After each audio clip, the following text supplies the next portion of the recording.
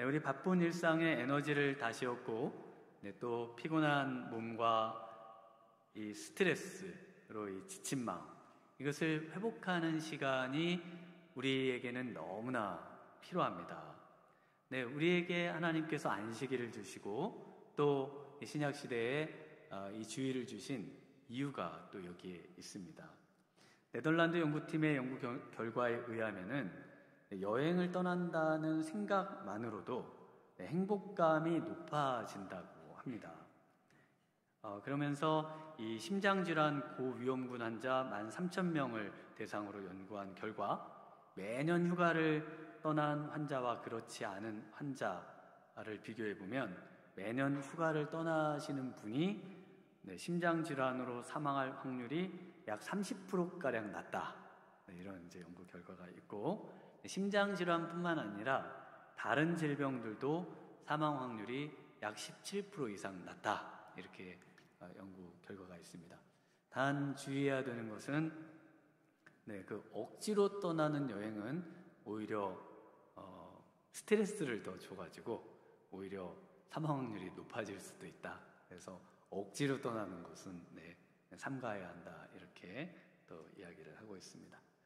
네, 우리 이렇게 휴가를 떠나는 어떤 계획들을 하시면서 어떻게 쉼을 누리면 정말 참 마음의 쉼과 몸의 쉼을 다 잘 누릴 수 있을까, 이런 것들이 우리의 굉장한 관심인데요.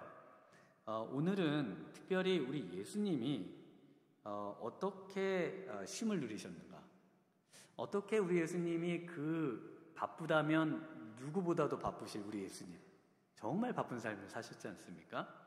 그리고 스트레스라고 한다면 누구보다 가장 스트레스를 받으시고 반대를 당하시고 배신도 당하시고 또 분노도 많이 경험하시고 이런 엄청난 스트레스를 또 어떻게 해결을 하셨을까? 우리 예수님의 이런 어떤 삶에 정말 이 안식을 누리는, 마음의 쉼을 누리는 비결이 무엇이었을까? 그 부분을 오늘 본문을 통해서 같이 한번 생각을 해보려고 합니다. 먼저 우리 예수님이 정말 바쁘셨을까요? 우리 예수님은요, 마가복음 1장 32절 33절에 보면 우리 예수님께서 하루 일과가 나옵니다. 회당에 오전부터 회장 일을 하시고 오후에 또 그 베드로의 집에 베드로의 장모님을 고쳐주시고 해가 지면서 이야기가 나오는데요. 저물어 해질 때에 모든 병자와 귀신 들린 자를 예수께 데려오니 온 동네가 그 문 앞에 모였더라. 온 동네, 그곳에 있는 아픈 사람부터 해서 그 가족 다 모여 있습니다. 얼마나 바쁘실까? 야근, 심야, 하여튼 사역들을 감당하시고 35절에 보면 새벽 아직도 밝기 전에 예수께서 일어나 나가 한적한 곳으로 가서 거기서 기도하시더니, 예수님께서 그 바쁘셨는데도 또 새벽 기도하러 일어나셔가지고 또 기도하시는 모습을 볼 수 있습니다. 해가 뜨고 오전이 돼서 제자들이 예수님을 찾아오자 예수님이 다른 마을들로 또 가자, 그곳에서 우리가 전도하자 그러시면서 또 계속해서 사역하시는 모습이 이 마가복음 1장에 나오고 있습니다. 지금 이 배경은 바로 이 가버나움이 되겠습니다. 오늘 본문에. 그리고 우리 예수님은 오늘 본문에서는요, 굉장히 화가 나시고 또 굉장히 분노하시는 그런 모습을 보실 수가 있습니다. 그 이유는 예수님이 사역을 하시면서 가장 많은 권능을 이 고라신, 벳세다, 가버나움이라고 하는 이 갈릴리 북쪽 지역의 갈릴리 바다 북쪽 지역의 가장 큰 도시거든요. 그 도시에 그 많은 사람들에게 행했는데요. 사람들이 전부 예수님의 그 놀라운 걸 보고 놀랍다, 예수님의 가르침을 듣고 정말 듣도 보도 못한 가르침이다 그러는데 회개는 하지 않는 겁니다. 그러니까 예수님이 진짜 원하는 바람에까지는 도달하지 못하고 예수님을 마치 무슨 기적 제조기, 그냥 말씀 증언자, 그리고 삶은 스스로, 이렇게 예수님을 무시하는 거죠. 그래서 무시를 당하시는 예수님께서 너무나 화가 나시는 겁니다. 그래서 20절을 한번 읽어볼까요? 한번 같이 읽습니다. 예수께서 권능을 가장 많이 행하신 고을들이 회개하지 아니하므로 그때 책망하시되. 그래서 이 마을들이, 이 도시들이 회개를 하지 않습니다. 그래서 회개하지 않는 것 때문에 예수님은 굉장히 분노를 하고 계셔요. 회개란 뭘까요? 회개란 우리가 그냥 죄를 고백하는 차원에서 회개를 생각하시겠지만, 회개라고 하는 것은 그 고백의 차원이 삶으로까지 이어지는 겁니다. 그래서 잘못 살았다는 것을 깨닫고, 하나님을 무시하고 하나님 없이 살았다는 것을 깨닫고, 그리고 그것을 이제 생각을 바꾸고 가치관을 바꾸고, 그래서 이 회개라는 말은 생각을 바꾸다, 이런 뜻이거든요. 그리고는 삶이 바뀌는 거예요. 그러니까 신앙생활을 하면서 우리 예수님이 가장 실망하시고 안타까워하시고 분노하시고 스트레스를 받는 신앙 성도님은 어떤 성도님이실까요? 말씀은 듣는데 말씀을 듣는 것에서 멈추고 생각과 삶의 어떤 방식을 우리 예수님이 원하는 방식으로 바꾸지 않는 사람들을 보시면 예수님이 정말 힘이 드십니다. 머리가 막 지끈지끈 아파오시고, 도대체 언제까지 저럴까? 여기 지금 예수님의 권능을 가장 많이 행하신 고을들이 회개하지 않는 걸 보시면서 예수님이 정말 끓어오르는 분노를 참으실 수가 없어가지고 진노하시고 분노하시는 그런 모습을 보실 수가 있죠. 그래서 21절도 한번 같이 읽어보겠습니다. 화했을진저 고라시나 화했을진저 베세다야, 너희에게 행한 모든 권능을 두로와 시돈에서 행하였더라면 그들이 벌써 베옷을 입고 제에 앉아 회개하였으리라.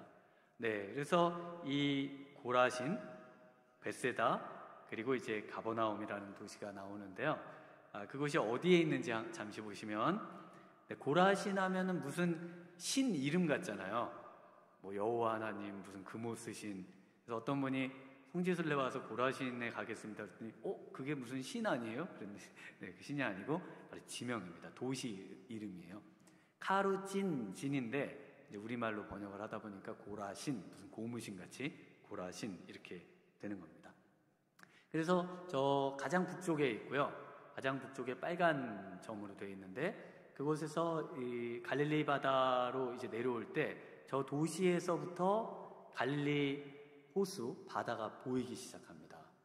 그래서 그 입구에 있는 아주 중요한 큰 도시가 되겠습니다.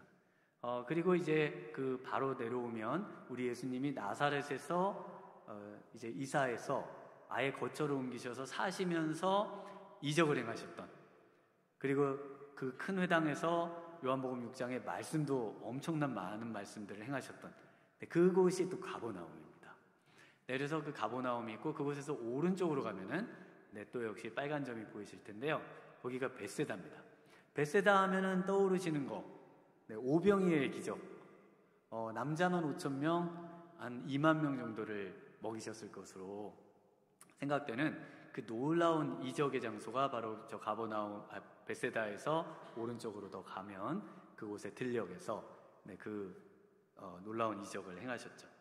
그래서 우리 예수님이 정말 그 많은 이적들을 행하셨는데, 그 이적들을 경험하고 말씀들은 들었으나 삶을 바꾸지 않는, 그래서 몸은 몸대로 힘드시고 마음은 마음대로 힘드신 상태, 이 상태에서 이것들을 극복하시고 회개하라 천국이 가까워왔느니라는 우리 예수님의 복음사역을 우리 예수님이 돌아가실 때까지, 십자가에 죽으실 때까지 이 사역을 감당하실 수 있었던 비결이 어디 있을까? 바로 오늘 본문에 있다는 겁니다. 과연 우리 예수님이 이것들을 극복을 하셨을까? 극복을 하셨습니다. 우리 28절을 한번 같이 읽어보겠습니다. 수고하고 무거운 짐진 자들아 다 내게로 오라, 내가 너희를 쉬게 하리라. 우리 예수님이 만약에 이 세 도시에 대해서 극도로 화가 나신 상태, 또 분노의 상태, 정말 마음이 강한 스트레스로에 잠겨있는 상태, 지친 상태였다면 이 말씀을 하시긴 너무 어려우셨을 거예요. 만약에 이 말씀을 극도의 분노의 상태에서 하신다면은 이렇게 하셔야 되겠죠. 수고하고 무거운 짐진 자들아, 고라신, 벳세다, 가버나움 빼고 다 내게로 와라. 왜냐하면 고라신, 벳세다, 가버나움 너무 싫거든요. 너무 괴롭잖아요. 왜냐하면 꼴도 보기 싫잖아요. 그런데 우리 예수님은 다시 회복된 마음으로 모든 자기를 거부하고 자기를 심지어 십자가에 달려 죽도록 내어줄 그런 인생이라 할지라도 초청하고 용납하고 다시 부르시고 다시 복음을 전하시는, 다시 마음의 초기화된 그 상태로, 마음이 아주 깨끗한 그 상태로 돌아가셨다는 걸 알 수가 있습니다. 네, 어떻게 이렇게 될 수 있었을까? 그래서 오늘 본문을 많은 학자들이 복음서 전체의 메시지의 간추린 요약이다 라고 말하고 있습니다. 그러니까 복음서 전체, 마태복음의 핵심을 골라봐라 그러면 바로 오늘 말씀이라는 겁니다. 나머지는 전부 오늘 말씀을 이해하는데 도움을 주는 말씀이다 라고 그렇게 이야기를 합니다. 네, 어떻게 예수님께서 자신의 이 스트레스를, 자신의 이 피곤한 삶을 회복하는 그런 삶을 사셨는지, 그 비법을 우리에게 알려주기를 원하십니다. 그 비법을 배워서 우리도 정말 우리의 상한 마음을 회복하고 우리의 지친 몸을 회복하고 정말 한결같은 신앙생활을 하기를 우리 예수님은 원하신다는 것이죠. 우리 25절을 한번 같이 읽어보겠습니다. 25절입니다. 29절입니다. 나는 마음이 온유하고 겸손하니 나의 멍에를 메고 내게 배우라. 그리하면 너희 마음이 쉼을 얻으리니. 네, 바로 우리 예수님에게 와서 배워야 된다는 겁니다. 배우면 예수님처럼 살 수 있다는 거예요. 예수님이 분명히 내게 와서 배우면 너희 마음이 쉼을 얻겠다고 약속하고 계십니다. 네, 우리 예수님의 이 관리 비결, 첫 번째 비결은 뭘까요? 바로 기도입니다. 우리 25절 같이 한번 읽겠습니다. 그때 예수께서 대답하여 이르시되 천지의 주제이신 아버지여, 이것을 지혜롭고 슬기 있는 자들에게는 숨기시고 어린 아이들에게는 나타내심을 감사하나이다. 네, 우리 예수님이 언제 기도하셨죠? 네, 그때 기도하셨습니다. 바로 앞에 새 마을, 도시가 회개하지 않고 우리 예수님에게 정말 스트레스의 온상이 되는, 극도의 분노를 일으키게 만드는 그런 상태에 있었던 바로 그때, 그래서 예수님이 책망하시고 화가 나 있는 바로 그때 우리 예수님이 뭘 하셨다고요? 기도를 하셨다는 겁니다. 그래서 우리 예수님이 바로 그때 기도를 하시는데 그 기도는 무슨 기도였을까요? 오늘 본문에 보시면 감사 기도입니다.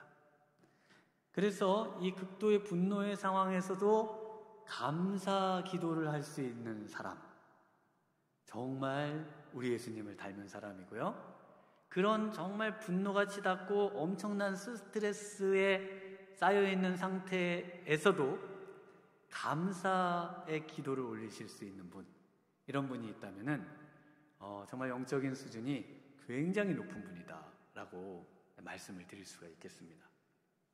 우리 예수님께서 어떤 내용을 감사하셨는지 한번 잠시 보시면요, 이것을 지혜롭고 슬기 있는 자들에게는 숨기시고 어린 아이들에게는 나타내심을 감사하고 계십니다. 이게 뭘까요? 지금 그 도시, 그 당시 적어도 3,000명 이상 사는 어마어마하게 큰 도시들이거든요. 그곳에는 큰 그 회당도 있고요. 아주 도시들이 잘 갖춰져 있어요. 그런데 그 엄청나게 많은 사람들이 우리 예수님을 거부합니다. 그런데 가난한 자, 병든 자, 또 죄인들, 세리나 이런 죄인들, 이런 사람들은 우리 예수님을 믿죠. 그런데 우리 예수님이 그 엄청나게 많은 사람들을 향해서 씩씩거리고 계시지를 않고 자신을 믿고 자신에게 기쁨이 되고 사랑의 대상이 되는 그 적은 무리, 어린아이와 같은 그 작은 자들에게 집중하면서 그들을 보면서 감사한다는 겁니다. 그들을 보면서 감사하는 거예요. 그래서 나를 향해서 비난하고 돌을 던지고 나를 향해서 책망하고 나에게 스트레스를 주는 그 모든 사람들을 상대하는 것이 아니라 오히려 나에게 기쁨이 되고 나와 함께하고 나의 마음에 안식을 주는 그 작은 자를 뭐라고 합니까? 어린아이다 라고 말씀을 하고 있습니다. 그래서 우리가 어린아이를 보면 마음의 분노가 가라앉으시죠. 막 씩씩거리시다가도 애가 지나가면요, 애를 보면 마음이 평안해지시잖아요.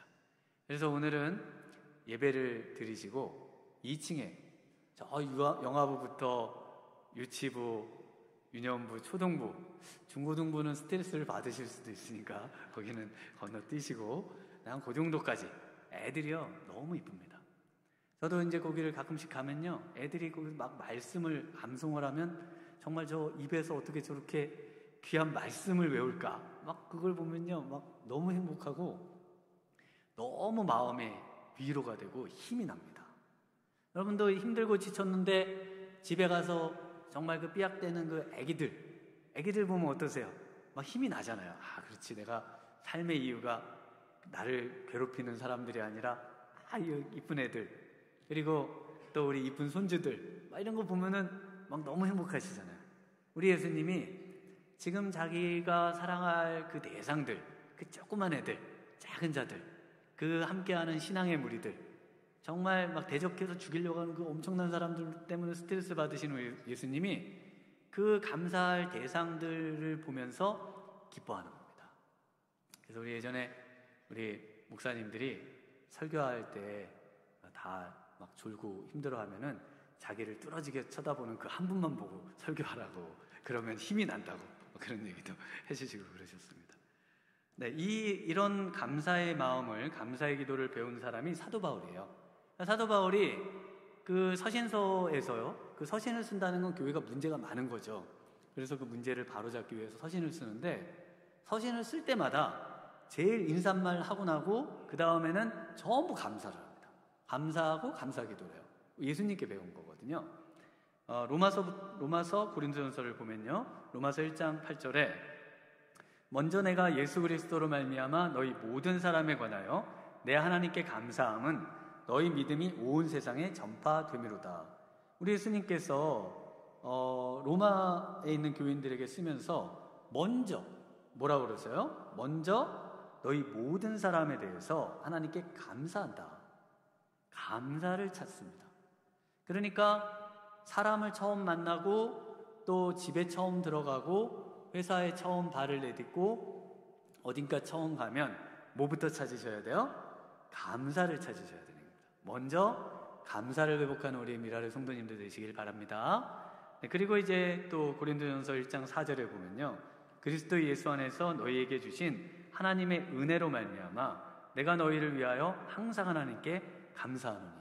이 고린도 교회는 지금 오늘날 또 앞으로 있을 교회가 갖는 모든 문제들을 다 가진 종합병원 교회예요. 그래서 정말 해결할 기미가 안 보이는 교회인데, 이런 교회에도 편지를 쓰면서 하나님의 은혜로 말미암아 너희를 위해서 항상 하나님께 감사하고 있다. 감사를 하고 있습니다. 대단하죠? 그래서 우리가 우리의 자녀들 또 우리의 어떤 사람들을 볼 때 그 사람을 보면서 감사할 수 있는 거, 감사를 발견해내고 그것으로 정말 마음에 감사를 회복하는 거, 감사를 회복하는 것이 바로 진정한 마음의 쉼과 안식을 누리는 첫 번째 비결이 되는 것입니다. 여러분, 감사를 회복하시길 소망합니다. 네, 감사를 회복하셔야 돼요. 오늘 내 마음에 계속 나를 괴롭히는 그 누군가가 떠오르신다면 그 사람을 향한 하나님의 감사를 회복하시고 감사할 수 있게 된다면 우리의 마음이 쉼을 누리게 되는 것입니다. 네, 두 번째로는요, 자신의 사명을 확인하는 것입니다. 우리 26절과 27절을 한번 같이 읽어보겠습니다. 올소이다. 이렇게 된 것이 아버지의 뜻이니이다.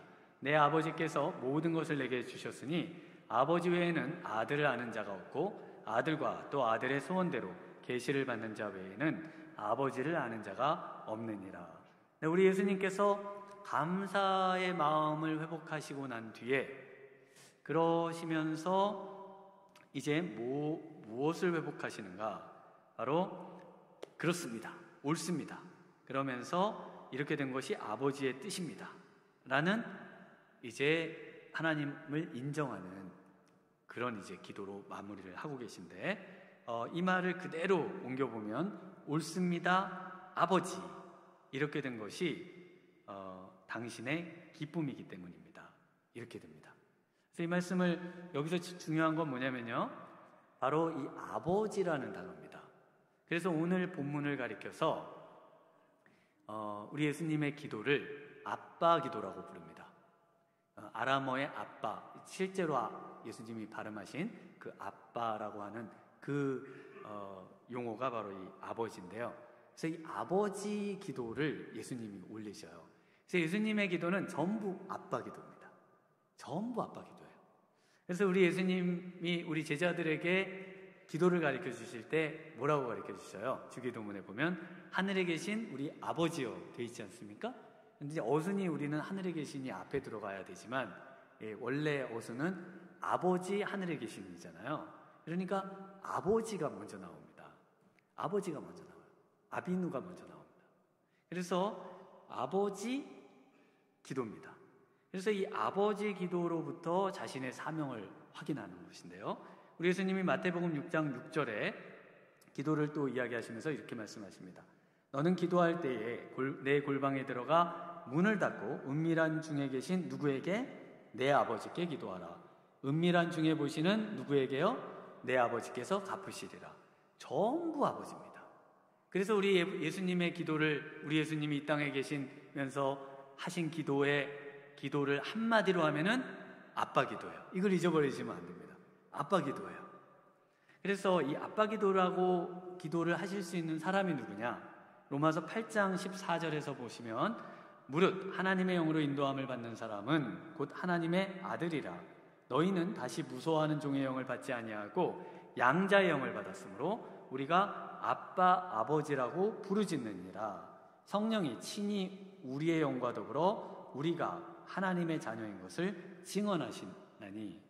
그래서 여기 아빠 아버지라고 부를 수 있는 사람, 예수님을 믿고 성령을 받은 사람, 바로 성령이 내면에 들어와 계신 사람은 하나님을 아버지다라고 부를 수 있다는 겁니다. 그 하나님을 아빠 아버지라고 부르는데요, 여기서 아빠, 이 아빠는 우리 예수님의 이 아빠 기도를 말하는 거예요. 그래서 예수님이 하신 기도처럼 우리도 이제는 아빠 기도를 할 수 있다. 뒤에 아버지는 헬라어 파테를 이제 넣어서 예수님의 기도 아버지를 이제 일컫는다는 것을 알려주려고 아빠 아버지를 이렇게 같이 써놓은 겁니다. 그래서 이 기도는요, 우리가 한계가 있고 유한한 인간이 무한한 신에게 신이시여 저의 이 한계를 들어주시옵소서, 이런 그런 어떤 간청의 기도가 아닙니다. 하나님, 예수님께서 우리에게 아빠 기도라고 할 때는 하나님이 이제는 우리 집에 아빠하고 똑같은 거예요. 아빠하고 똑같은 겁니다. 아빠 거는 다 제 거예요. 그렇죠? 그래서 저는 뭐 아버지 옷도 갖다 입고요, 아버지 차도 갖고 막 타고 나가고요, 뭐 아무런 제약이 없습니다. 다 제 거예요. 물론 허락은 받아야 되지만 어쨌든 제 거예요. 네. 그게 바로 아빠와 아들의 관계죠. 그래서 바로 이 사명을 확인한다고 하는 것은요, 아버지와의 관계의 친밀함에서 나오는 겁니다. 이것을 잠깐 그냥 예를 들어보면요, 제가 중학교 때 뭐 얼마나 뭐 정말 말도 안 듣고요, 네, 공부도 안 하고요, 싸돌아다니고요, 사고 치고요, 정말 뭐 거의 제가 아닌 거예요. 뭐 정신도 없고 그냥 뭘 학교를 간 건지 학교를 안 간 건지 집에 있는 건지 밖에 있는 건지를 모르겠는데, 그러다가 제가 이제 사고가 났습니다. 그래서 전치 한 6주에서 8주 정도의 사고가 나서 병원에 입원해 있었어요. 근데 저희 아버님이 그 우유 배달을 하셨는데 매일 아침마다 우유를 갖다 놓으시는 거예요. 서주 우유라는 우유가 있었습니다, 예전에. 그거를 이제 매일 아침 배달을 가시기 전에 저한테 배달을 하시는 거죠. 딱 일어나면은 항상 그게 있었어요. 그래서 이거 뭘 이런 걸 갖다 놓으시냐 막 이러면서, 집에도 많은 우유 뭐 여기다 갖다 놓으시냐 막 이러면서 거들떠도 안 봤는데 매일 우유가 오는 거예요. 매일. 정말 하루도 거르지 않고 제가 있는 날 매일 오는 거예요, 우유가. 그래서 제가 마음에 좀 변화가 있더라고요. 왜 이게 매일 오냐 막 이러면서 이제, 그래서 제가 마음에 좀 변화가 좀 생기면서 퇴원을 그러면서 이제 철이 조금 드는 거죠. 철이. 그래서 아빠를 좀 기쁘게 해드려야 되겠다. 그래서 공부를 한 겁니다. 공부를 조금 하니까 너무 기뻐하시는 거예요. 그래서 공부를 한 겁니다. 그래서 아빠를 기쁘시게 하기 위해서 하는 일, 이것을 가리켜서 사명이라고 하는 겁니다. 그러니까 사명을 주시옵소서 해가지고 사명, 비전 이래 가지고 받는 게 아니고요. 그 아빠 기도를 통해서 하나님 아버지와의 그 깊은 사랑과 깊은 관계를 회복하고, 그러면서 나오는 게 사명입니다. 제가 육신의 아버지는 일찍 돌아가셔가지고 제가 유학 중에 좀 많이 힘들었죠. 저는 다른 분들은 막 집에서 유학 자금도 많이 주시고 저는 왜 이런 게 없어요 막 이랬거든요, 기도를. 그랬더니 하나님께서 내가 너의 아버지지 않니? 그 말씀을 하시더라고요. 제가 진짜 위로를 받았습니다. 하나님이 아버지시구나. 하나님이 아버지신데 내가 뭘 서운해하고 뭘 그렇게 불만을 갖고 사나, 이런 생각을 하면서 계속 지금까지 살아가고 있습니다. 우리 예수님께서요, 바로 지금 그 말씀을 그대로 하시는 겁니다. 26절에 옳습니다, 아버지예요. 아버지가 제일 중요해요. 이것이 당신의 기쁨이니까요. 하나님 아버지만 기뻐하시면은 나는 괜찮다는 겁니다. 전에는 막 씩씩거리고 그 나쁜 놈들, 내가 그렇게 권능을 행했는데 안 믿어? 어떻게 안 믿지? 어떻게 회개를 안 하지? 이러면서 씩씩거렸는데 우리 하나님 아버지가 괜찮다는 거예요. 기뻐하신다는 거예요. 하나님께서 창세전에 택한 자들이 지금 예수님의 사역을 통해 오고 있다는 겁니다. 그리고 그것으로 하나님이 나는 기뻐하고 있다, 너의 사역을 인정하고 있다, 그러면서 예수님을 이제 인정해 주시는 그 음성을 듣는 겁니다. 그러자 우리 예수님께서 당신의 기쁨이 되기만 한다면은 괜찮습니다 라고 고백을 하는 것입니다. 바로 이 예수님과 아버지 하나님과의 이 친밀한 관계, 이 친밀한 사랑, 이것을 우리 성도님들이 회복하셔야 됩니다. 이 친밀한 사랑의 관계가 회복될 때, 그때에 진정한 회복이 있고요, 진정한 위로가 있고요, 또 진정한 사명이 나오는 겁니다. 사랑에서 모든 역사와 모든 발명과 또 기적이 일어나는 겁니다.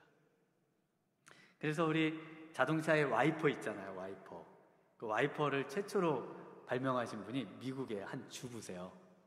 이분이 왜 그 와이퍼를, 전에는 그 와이퍼가 없이 살았던 거죠. 원래는 유리가 없었고요. 유리를 놓고 그냥 눈이 쌓이면 밖에 나가서 이제 빗자루로 쓸고 이렇게 했는데, 이분이 눈이 많이 오는 날 그 군대에 간 아들을 생각합니다. 그 아들을 너무 사랑해요. 그런데 그 아들이 운전병입니다. 운전병. 그 운전병이니까 그 운전하려면은 그 눈 쌓이고 그러면 그 차를 근데 그 앞이 안 보이면 얼마나 위험합니까? 그래서 이 와이퍼를 개발을 해낸 겁니다. 이 빗자루 같이 차에도 빗자루가 있으면 좋겠다. 그래서 만들어진 게 바로 그 와이퍼죠. 이게 어떻게 만들어집니까? 바로 사랑 때문에 만들어지는 겁니다. 사랑 때문에. 네, 그래서 이 사랑 때문에 예수님을 사랑하고 교회를 사랑하고 가족을 사랑하기 때문에 나의 하는 모든 일에서 의미를 찾고 기쁨을 찾고 활력을 찾는 것, 이것이 우리 예수님이 바라시는 것이죠. 지난주에 치앙마이에서 사역하시는 우리 조만복 또 이근원, 만복의 근원이세요.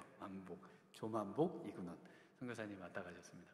조만복 선교사님이 자기가 왜 선교사가 됐는지 설명하시면서 이제 건축학과를 나와서 건축 설계사 사무소에서 이제 일을 하셨는데 늘 맨날 야근이셨대요.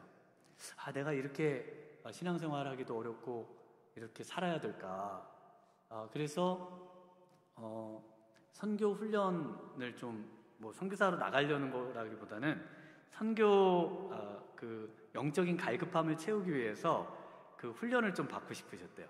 그래서 사직서를 쓴 다음에 가슴에다가 넣고, 저는 이제 7시면 퇴근합니다. 그리고는 그 영적 갈급을 채우러 훈련을 받으러 다니신 거예요. 그러다가 못 가게 하면은 사직서를 내려고 항상 사직서를 여기다 넣고 다니시다가, 그러다가 이제 선교까지 이렇게 나와서 한 35년을 그렇게 선교를 하셨다, 이런 이야기를 하셨습니다. 우리 여기 계신 우리 아빠들 또 일하시는 분들 중에 또 그런 일들 많이 하시는 분들이 있을 거예요. 사직서를 여기다 넣어놓고 그렇게 생활하지만, 그러나 우리에게 정말 그 사랑의 대상, 그리고 우리를 향한 그 하나님의 비전, 이것들이 우리로 하여금 우리의 일을 더 하게 만들고 우리로 하여금 그 모든 역경과 어려움을 이기게 만드는 힘이 되는 줄 믿습니다. 또 오늘 우리 예수님께서요, 또 세 번째 비결, 바로 마음의 진정한 쉼을 누리는 세 번째 비결로 말씀하시는 가장 중요한 구절인데요, 예수님과 함께 멍에를 매는 것입니다. 우리 28절에서 30절까지 같이 한번 읽어보겠습니다. 수고하고 무거운 짐진 자들아 다 내게로 오라. 내가 너희를 쉬게 하리라. 나는 마음이 온유하고 겸손하니 나의 멍에를 메고 내게 배우라. 그리하면 너희 마음이 쉼을 얻으리니 이는 내 멍에는 쉽고 내 짐은 가벼움이라 하시니라. 우리 예수님의 해법이 뭘까요? 다 내게로 오라. 여기서 한술 덧드셔서 29절 30절에 보면 나의 멍에를 메라고 말씀하시거든요. 내게로 오는 것까지는 좀 되는데 또 멍에를 메라고요? 내 짐도 무거워 죽겠는데. 그래서 우리 그 신앙생활 하시는 분들이 집안일도 힘들고 회사 일도 힘들때 교회 일까지 하려니까 너무 힘들다, 이런 분들도 있으시잖아요.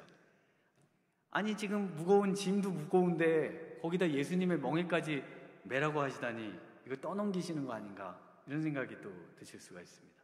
그런데 이 구절을 이해할 때 우리 두 마리 소가 한 멍에를 매는 그림을 아마 보셨거나 떠올리실 수 있으실 겁니다. 그래서 이 두 마리 소, 한 마리는 예수님, 한 마리는 우리예요. 그리고 거기에 멍에를 같이 매는 겁니다. 그 전에는 소 한 마리가 각각 짐을 지고 있어요. 우리는 막 너무 무거운 짐을 지고 있어요. 그래서 이제 곧 쓰러져 이제 정육점에 가야 될 판이에요. 그리고 예수님은 힘도 엄청 세고 가벼운 짐입니다. 그런데 그 짐이 이제 합쳐지는 거예요. 합쳐져요. 그래서 우리 짐도 있지만 예수님 짐도 거기 좀 있어요. 그래서 그게 섞여 있고, 그런데 우린 힘이 없어서 좀 약한데 우리 예수님이 너무 힘이 강력해요. 그래서 그냥 혼자 하셔도 될 것 같아요. 그 정도인데 옆에 같이 있어요, 우리가. 그래서 그 짐을 무사히 완수해내는 그 그림을 그려보시면 됩니다. 그래서 여기서 수고하고 무거운 짐진 자들아 다 내게로 오라. 내가 너희를 쉬게 한다고 했을 때, 그러면 이제 우리는 짐 다 벗었으니까 나는 뭐 가정일도 안 하고 이제 뭐 회사도 안 가고 뭐 그냥 기도하고 말씀 보면 되는 건가요? 지금 그 그림이 아니죠. 거기에 같이 있고 같이 가는 그림이잖아요. 그러니까 그 일도 우리가 합니다. 하는데 그 일을 감당하게 해주실 수 있는 분이 바로 예수님이라는 거예요. 혼자선 절대 못하는데 예수님이 그 일을 감당하게 해주시더라는 겁니다. 그리고 우리 예수님의 짐, 바로 하나님의 나라와 의를 구하는 그 일, 전도하고 선교하고 교회를 세우는 영혼을 돌보는 그 일을 또 우리도 하게끔 우리 예수님이 원하신다는 겁니다. 그 일은 우리가 할 수 있다는 거예요. 그 일을 힘겨워하지 않아도 된다는 겁니다.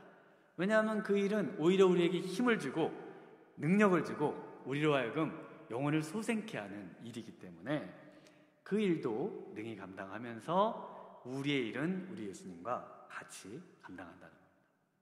그래서 제가 목회자로 부름을 받고 늘 하나님께 기도하던 기도의 제목이 늘 기도하는 게 그겁니다. 저는 하나님의 일을 하고 하나님은 제 일을 감당해 주세요. 저는 그걸 늘 기도합니다. 하나님, 제가 여건상 상황상 할 수 없는 일들이 있는데 하나님께서 저는 하나님의 일에 골몰하고 하나님의 사역을 잘 감당할 테니까 주신 사역을 하나님이 제 주변은 알아서 잘 감당해 주시면 감사하겠습니다. 네, 이거 맨날 이제 기도하는 기도의 제목이죠. 누가 더 이익일까요? 혼자 어렵게 끌고 가다가 쓰러져서 정육점 가시는 인생이 좋으세요? 아니면 예수님하고 일을 같이 딱 합쳐가지고 예수님이 다 끌고 가시는 건데 나는 그냥 숟가락 없고 그냥 멍에 메고 쫓아가면서 예수님의 일도 좀 하면서 그렇게 따라가는 게 좋으세요? 여러분들 이제 생각해 보시면 뭐가 더 좋은지 확실하죠? 예수님하고 같이 가는 게 제일 좋은 겁니다. 그래서 예수님하고 같이 가는 그 멍에, 바로 그 멍에를 매기 위해 예수님께 나와서 예수님을 영접해야 되는 것입니다. 이런 책이 있습니다. 당신에게는 사막이 필요하다라는 책이 있습니다. 독일의 여행가이자 저널리스트인 이 저자가요, 30년 넘게 사막만 여행을 합니다. 25개 이상의 사막을 여행하면서 쓴 글이에요. 왜 사막만 이분은 사막만 여행을 하느냐? 사막에 가면은 그 정치 문제도 없고요. 사막에 뭐 정치가 있어요? 경제 문제도 없고요. 과학 문제도 없고요. 뭐 이렇게 복잡한 문제가 없다는 겁니다. 그리고 또 사막에는 뭐가 없어요? 전화기도 없고요. 샤워기도 없고요. 텔레비전도 없고요. 자동차도 없고요. 뭐 이런 것들이 다 필요가 없는 곳이라는 것이죠. 그리고 그곳에서는 유일하게 뭐가 필요할까요? 물 한 방울. 그 물 한 방울이 가장 소중하다는 것을, 그리고 그 물을 먹어야 사는 생명이 가장 소중하다는 것을 깨닫는 바로 그 장소가 바로 이 사막이라는 것입니다. 그래서 인생에 있어서 정말 필요한 것이 무엇인지를 깨닫게 해주는 곳, 사막. 그래서 당신에게는 사막이 필요하다라는 책을 쓰셨습니다. 우리 예수님께서는 계속 인생에게 내게로 오라고 요청하시고 또 내가 생명수를 주는 분이라고 말씀하십니다. 그러나 우리는 물 말고요, 다른 거 주세요, 그런 거 말고요, 더 다른 거 주세요 라고 예수님께 요청을 하죠. 그러나 예수님은 뭐라고 하십니까? 우리에게 정말 필요한 것, 바로 그것을 주겠다고 말씀하십니다. 요한복음 7장 37절에 명절 끝날, 곧 큰 날에 예수께서 서서 외쳐 이르시되 누구든지 목마르거든 내게로 와서 마시라. 나를 믿는 자는 성경에 이른 것 같이 그 배에서 생수의 강이 흘러나오리라 하시니. 우리의 인생에 정말 필요한 생명수, 우리 예수님뿐인 줄 믿습니다. 정말 오늘 이 아침에 우리 예수님께 나와서 그분에게 마음의 문을 활짝 열고 그분을 영접하시고 그분과 함께 정말 멍에를 같이 매무로 진정한 마음의 쉼을 누리고 인생을 완주하게 되시는 우리 복된 우리 미라를 성도님들 되시길 주님의 이름으로 축원합니다.